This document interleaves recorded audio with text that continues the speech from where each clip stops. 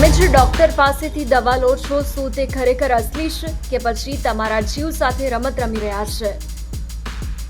સુરતના કામરેજ વિસ્તારમાં આરોગ્ય મંત્રી પ્રફુલ્લ પાનસેરિયાની કડક સૂચના બાદ પોલીસ એક્શન મોડમાં આવી છે.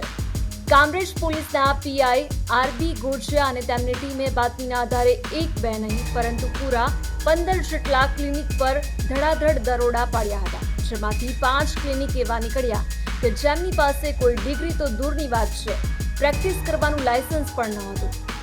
રૂપિયાની લાલચમાં આ ઝોલાછાપ ડોક્ટરો માસૂમ લોકોના જીવ સાથે ખુલ્લેઆમ રમી રહ્યા હતા. ક્લિનિકમાંથી એલોપેથિક દવાઓ અને ઇન્જેક્શનનો મોટો જથ્થો પણ જપ્ત કરવામાં આવ્યો છે.